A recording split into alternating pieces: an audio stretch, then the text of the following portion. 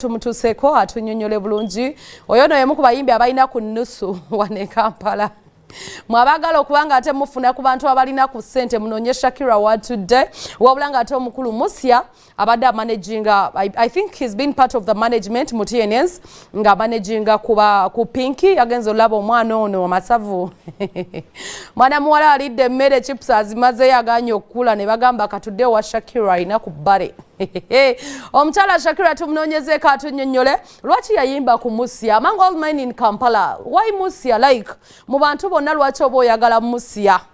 Mu bantu bonna lwaki obo olondamu erinnya Musia lyoba oyimba olowooza tetutegeera wamulaba nga tuli awo tetwogera mulowooza tetumanyi bye mukulo wabula natunyonyola tashi muleko judging abantu omanyi kyana kino kimerika nnyo natugamba stop judging people. Musia is part of a management. Tugendako mu pate sometimes lwito abasanga ne bring era bali mu pate sijja kusala kigambo wabula natugamba fe tugendako mu pare ne tukako ku catwalk but we are not dating ebigambo byamwe mu bisazemu niga ali mu kumanaging but natugamba fe tumanyi ba manager ba kuno wakatuuka mu city so nolwecho tambula mpola ebigambo bye sijja kubanga atembiddamu wabula nawe ko ulye ku bigambo bya Shakira nga tunyonyola ku nsonga za management ye oba n'omukwano gwe friendship with Musia. Nofune ya David Lutalo ezo zonna eriwe yabeera so important nti nawe yakutuusa ebyadda zonna zaali nnungi but according to reception ya Lutalo abantu bajagala nnyo cause bakyagiriko up to now. People love that song. Yeah. Soko otangazeemu waliwo byafulumye nga waliwo omukulu yes Musia nabagamba mwine enkwatagana enjawulo by the way. I think abantu bakijje ku luyimba. Musia is part of management ya TNS akola n'aba TNS so tulina oluyimba lwe baatuwa ne tulugula nga mulimu erinnya lye oluyimba olutambula kati abantu basazeewo bo bakitwala we batyo naye nga it's just a song. TNS ina bamanja no, like buli company ebane round table full of people, right? Table run by one person. So kati TNS ina abantu abenjawulo buli omwana kyakola. So mu TNS for you are under Musia? No, I'm not under TNS. Yes. I'm just an no, like I have different projects. Kati chinga wenagenda no kola koni CNN doesn't mean you're signed to them. You can go report news. I don't know if you understand. I'm not signed to them, but I work with them on different projects. Okay. No, with all due respect, David is my friend, and we're still friends. So certain COVID yagwe sine bajigula buli omuna getting busy. Tukyayogera tubamikwano. Mpisazo okusabiriza zigina. And David. Ne wali omusajja atasabiriza. Wanji.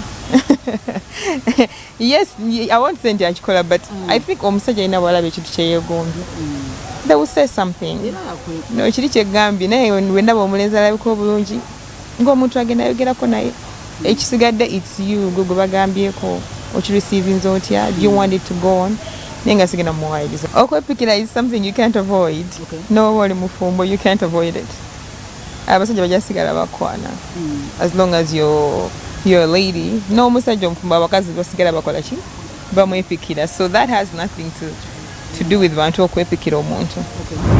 Kati ne bwentambula naawe leero ne tugenda wali bajja gamba kati gwani gwe bba wange okimanyi.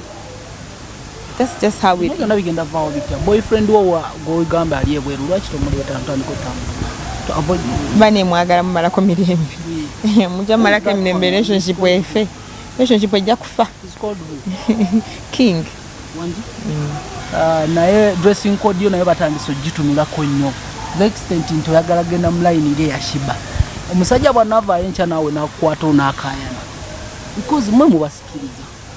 Dress code shouldn't define a person. Okay. You dress accordingly. Katola abangame BBS yambala boti ne boti bonyambadde. So it depends on where you're going. When ngenda ku stage ola abantu etwambala ku stage.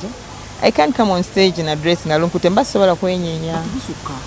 No, like I can't really shake for you guys to have fun. You want to shake? Because I can't just stand on stage ne kwataza ninjogera bogezi. Bibigenda babowa ne wemba nyimba nga an angel. Bigenda babowa. You need to get entertained. Otago omuntu akuziniremu onyumire. So those shorts abayimbi abasingaze bambala they're very very comfortable.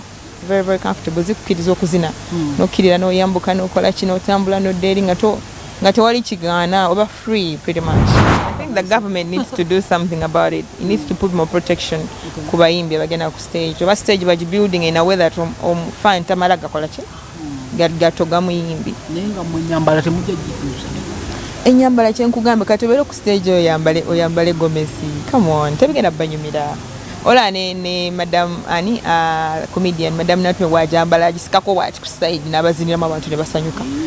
So you have to really dress up comfortably osobola okuba amazina nga bw'oyimuka bw'okkirira ogwo omulembe mulala. This is another generation kyovala ne music wanjawulo.